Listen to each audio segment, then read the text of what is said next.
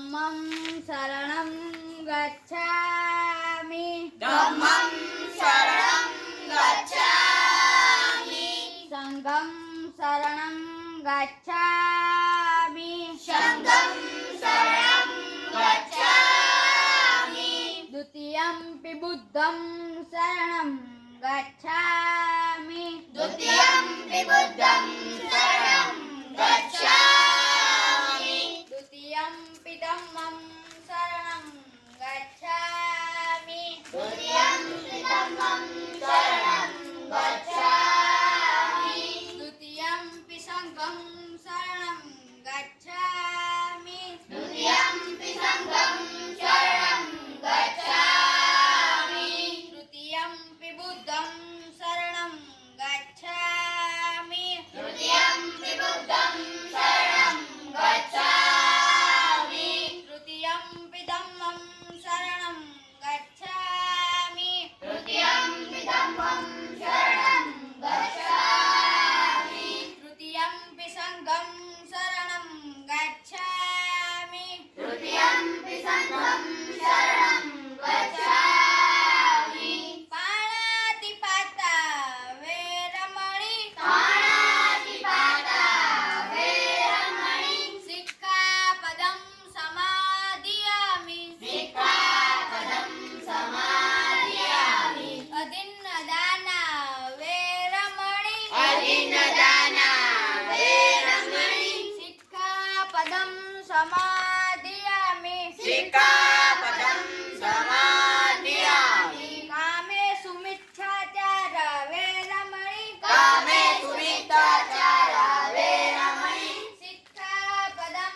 समादियामि सिक्खापदं समादयामि मुसावादा वेरमणि मुसावादा वेरमणि सिक्खापदं समादियामि सिक्खापदं समादयामि सूरामेरय्य मद्यपमाडठाणा वेरमणि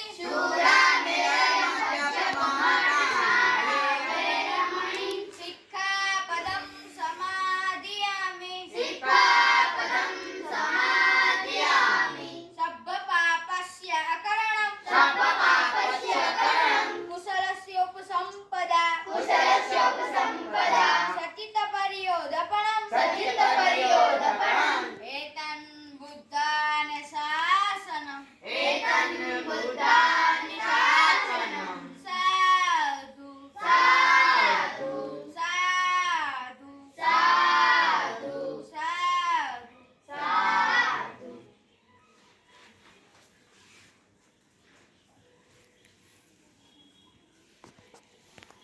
જય ભીમ નમો આજે હું તમને રોહિત વેમુલા કહીશ. રોહિત વેમુલા વિશે કહીશ. રોહિત વેમુલાનો જન્મ 30 જાન્યુઆરી 1989 હૈદરાબાદ તેલંગાણામાં થયો હતો. તેમનું મૃત્યુ 17 જાન્યુઆરી 2016માં થયું હતું. હૈદરાબાદ સેન્ટ્રલ યુનિવર્સિટીના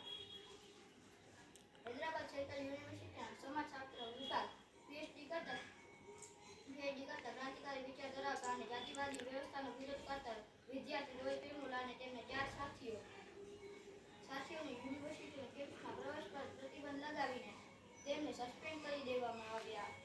યુનિવર્સિટીના આવા જાતિવાદ વર્તન બદલ રોહિત વેમુલા અને તેમના સાથીઓ યુનિવર્સિટીના સામે જ ખુલ્લા આકાશ નીચે આંદોલન કરવા બેસી ગયા. નિષ્ઠુર તંત્ર દ્વારા તેમને કોઈ હકારાત્મક જવાબ આપવામાં ન આવ્યો, જેથી યુનિવર્સિટીના આવા જાતિવાદ વર્તન કંટાળી રોહિત વેમુલા પોતાની જિંદગી ટૂંકાવી લીધી. આ તેની આત્મહત્યા ન હતી, પરંતુ યુનિવર્સિટીના દ્વારા કરવામાં આવેલી એક દલિત સ્કોલરની સ્થાનિક હત્યા હતી. બસ આટલું જ કહીશ. જય ભીમ નમો બુદ્ધાય.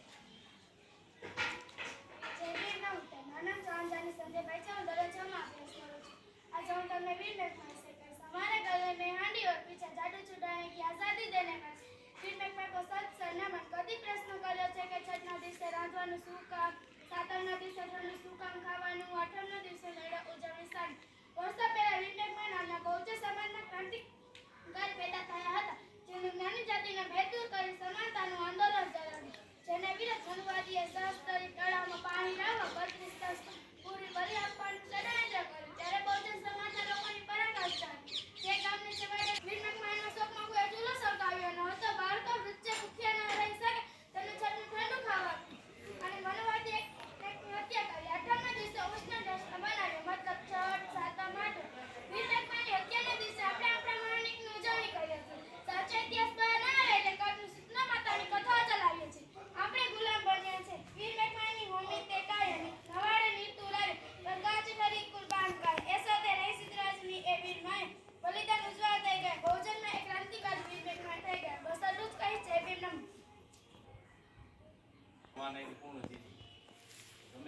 મહાનાયકની વાત કરતા હો, તમે જે મહાનાયકના રીએ વિશે વાત કરતા હોય આજ પૂર્ણતિથિ હોય તો તમને ખબર નથી.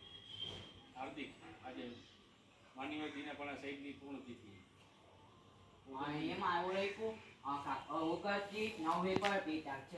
ખબર પડતી ન પડતી પણ દીનાપાણા સાહેબ રહ્યા એ રાજસ્થાન એક વાલ્મીકી સમાજમાંથી આવતા હતા અને ડીઆરડીઓમાં રહી પટાવાળાની નોકરી કરતા હતા મહારાષ્ટ્ર પુણેની અંદર. એ પુણેની અંદર રહ્યું કે જ્યારે એમને ખબર પડી કે ભાઈ 14મી એપ્રિલ અને બુદ્ધ જન્મ જયંતિની જે કાંઈ રહી રજા બંધ કરી દીધી. એટલે એમને શું કર્યું કે સાહેબ સાથે વાત કરી કે આ જે કાંઈ 14મી એપ્રિલ અને જે કાંઈ બુદ્ધ જન્મ જયંતિની એની રજા મને સાહેબ જોશે કે ભાઈ ગવર્મેન્ટે આ રજા રહી નાબૂદ કરી દીધી એટલે આની કોઈ રજા મળશે નહીં. તો ભલે કે મારી કદાચ રહી હાજરી કપાતી હોય પણ હું રહ્યો એ 14મી એપ્રિલની જન્મ જયંતિ ડૉક્ટર બાબા સાહેબ આંબેડકરની જન્મ જયંતિમાં જાય. એટલે સોલા સાહેબ જેનાથી અધિકારી જે મોટા હતા કે ભાઈ તારે જો રજા રાખવી હોય તો તારી નોકરીથી હાથ થવું પડશે એ કે તો તું નોકરી જ મૂકી દે. તો એ રીતે દીનાપાણા સાહેબે કીધું કાંઈ વાંધો નહીં, મારા મહાનાયકની જન્મ જયંતિ છે જો મને રજા ન મળે તો આવી નોકરીને હું લત મારું. એટલે થોડીક સામેની સાઈડમાં રહ્યું એ માનીવાર કાશીરામ સાહેબ બેઠા હતા, આ બાજુ ડીકે ખાપડે સાહેબ બેઠા હતા. ડીકે ખાપડે સાહેબને ખબર કે ભાઈ બાબા સાહેબ શું છે, બાબા સાહેબની વિચારધારા શું છે, તથા ગૌતમ બુદ્ધ શું છે, પણ શું છે કે એમને કાંઈ બોલે નથી. ત્યારે કાશીરામ સાહેબને રહ્યું એ અંદરથી એમ થયું ભાઈ આ કેમ આવું કરે, તો પટાવાળો ઉપર જતા પાછી આ રીતે કરે.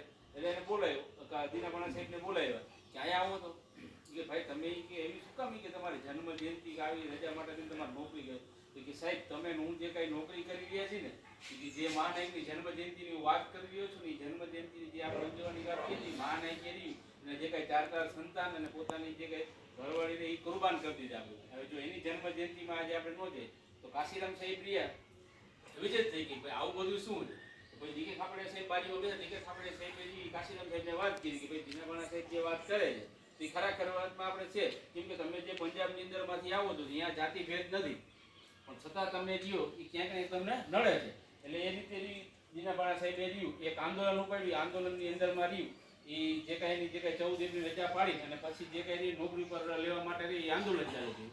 એટલે દીનાપાણા સાહેબે એ કેસ કર્યો. એટલે એ કેસ કર્યો એટલે એમાં રહી માનીય કાશીરામ સાહેબ ડીકે ખાપડે સાહેબે સપોર્ટ કર્યો. ભાઈ જે કાંઈ રહી વકીલની ફી સમયની અંદરમાં 100 રૂપિયા હતી તો દીનાપાણા સાહેબને એટલું પેમેન્ટ હતું નહીં કે 100 રૂપિયા ફી પડી. ત્યારે ડીકે ખાપડે સાહેબ અને માનીય કાશીરામ સાહેબે રહ્યું એ બે મળી અને દીનાપાણા સાહેબને જે કાંઈ રહી લડવા માટે આગળ ભેરા રહ્યા અને જ્યારે નોકરી પર પરત લીધું એટલે જે કાંઈ રહી કાશીરામ સાહેબ ને દીનાપાણા સાહેબ ત્રણની એક ટુકડી બની છે. એની અંદર રહ્યું એ દીનાપાણા સાહેબ અને ડીકે ખાપડે સાહેબ એક બાબા સાહેબ સોરી કાશીરામ સાહેબને એક બુક આપી. એ બુકની અંદરથી કાશીરામ સાહેબને ખબર પડે છે. એટલે પછી કાશીરામ સાહેબ અને ડીકે ખાપડે સાહેબ અને દીનાપાણા સાહેબ આ ત્રણેય મળીને એક સંગઠન બનાવ્યું. સંગઠન કેવું કે બામસેફની સ્થાપના કરી. બામસેફ સંગઠન સ્થાપના કરવાની જરૂર શું કામ કે એની અંદર વધારે પડતા ગવર્મેન્ટ કર્મચારી જે આપણી સમાજના હોય છે ને તો એ સમયની અંદર મારી કોઈ સંગઠન એવું હતું નહીં. જે બાબા સાહેબનું સંગઠન હતું પણ એની અંદર શું છે મનુવાદ હતું.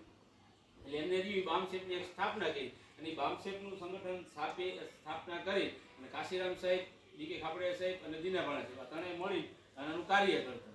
દીનાપાણા સાહેબની જીવનની અંદરમાં જે કંઈ જીવન આખું રહ્યું આની પાસે કુરબાન કરી દીધું અને જે કાંઈ 29 ઓગસ્ટ આજના દિવસે 2006 મારી એનું શિક્ષણનું અંતિમ શ્વાસ લીધો છે.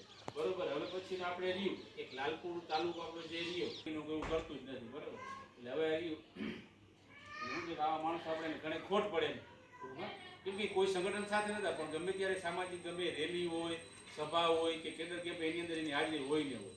ગમે ત્યારે પણ એને કીધું હોય કે ભાઈ સાહેબ આપણે બરોડા રેલી છે તો એની પોતાની કાર લઈને આવતા. જ્યારે કોઈ દીદી કોઈ એવા બાળકને રહ્યું કે ભણવામાં ઘટતા હોય એને બીજી રીતે મદદ કરતી તરતની મદદ કરે. એટલે શું છે કે આવા વ્યક્તિઓ રહે કેમ કે સમાજની અંદર રૂપિયાવાળા ઘણા જન્મે છે, ઘણાની પાસે રૂપિયા હોય છે, પૈસા બધા પાસે હોય છે પણ જે કાંઈ પોતાના ખર્ચા સિવાય જે બીજી આપણી સમાજના વ્યક્તિને કામ આવે ને એ અમુક કોક જ હોય છે. એવું નથી કે ભાઈ પૈસા કમાવી એટલે આપણે કરોડપતિ, એનાથી કરોડપતિ નથી. તમારી પાસે કદાચ 10 રૂપિયા હોય એ 10 માંથી તમે 5 રૂપિયા આપણી સમાજના એવા વ્યક્તિઓને તમે આપતા હોય કે જેને જરૂરિયાતમંદ હોય શિક્ષણ બાબતે જે સૌથી મોટામાં મોટું દાન છે. આપણે કાલ દાન ઉપર વાત કરી હતી ને તો દાન એને કહેવાય સૌથી મોટું. ખાલી રહ્યું એ ફાળો લખાવવાથી કે મંદિરની પેટીમાં નાખવાથી એ દાન ન કહેવાય. તમે કોઈ એવા વ્યક્તિની હેલ્પ કરો કે જેને ખરા અર્થમાં જરૂરિયાત હોય. બરોબર. એટલે હવે આ ખુશાલી સલામી આપી દે પછી આપણે નાટી ચાલુ કરીશું. સાવધાન વિશ્રામ સાવધાન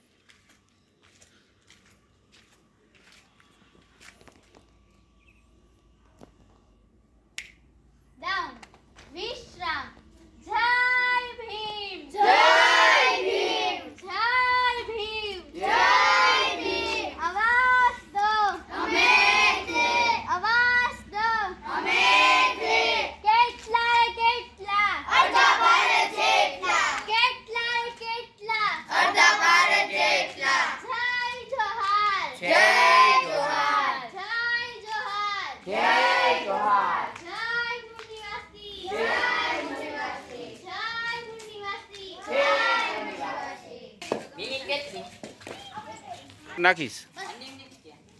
હાલો રેડી? એમને એમ રેડી? હા તો જો આ જયદીપ કરે છે, કઈ રીતે જો તમે બે જાઓ. ચાલો છોકરીઓ બાજુ સાઈડમાં બેઠા.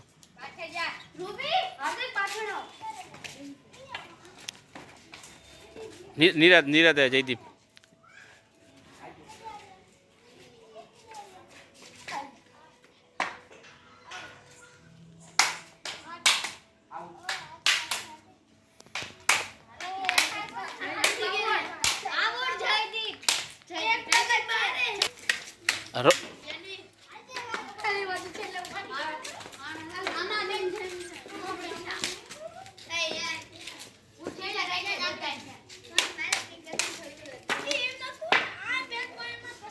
Ready start.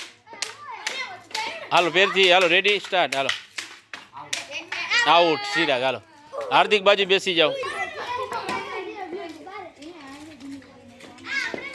હાલો નમસ્કારમ પેલે.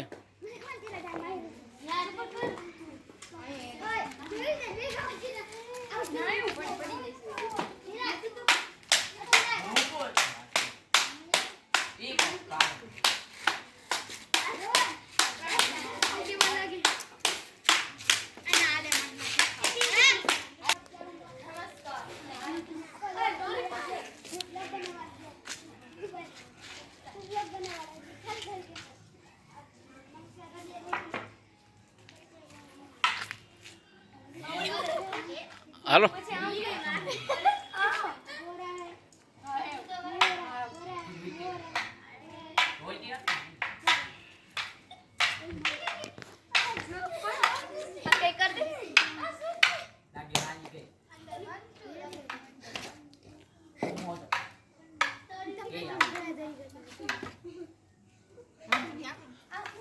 નથી ફાવતું માહી? હા ચાલો તમે ખુશાલી આવી જાઓ. હાલો હાલ માહી થોડીક વાર બેઠા તો બેસી જાય.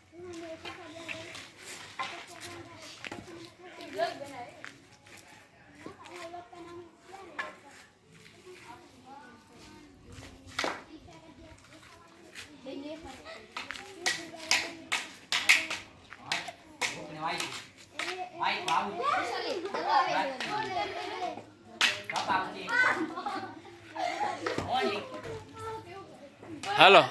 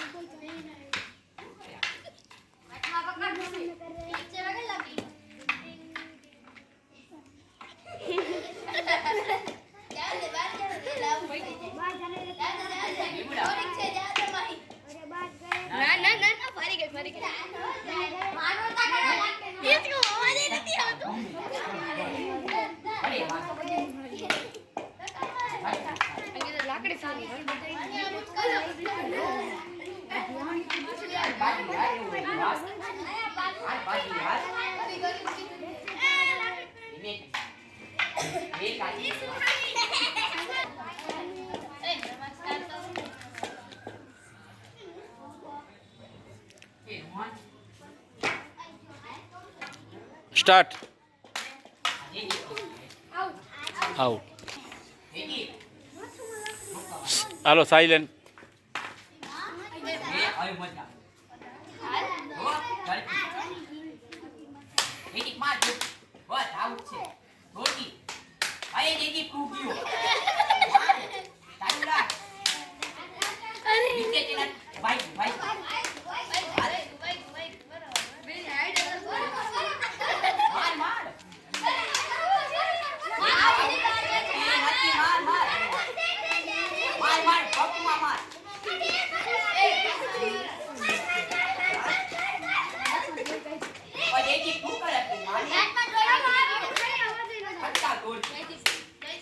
વિદુ નાક બંધ કરી.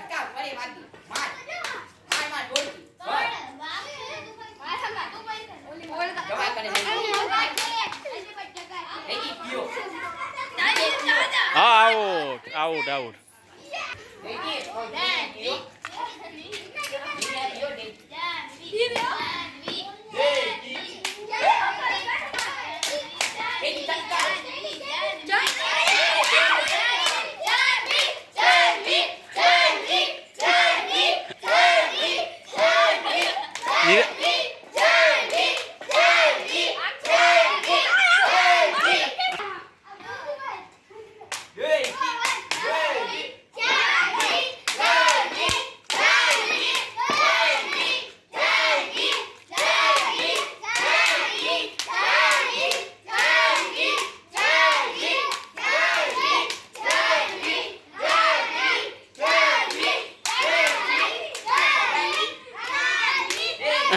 જાય આવો.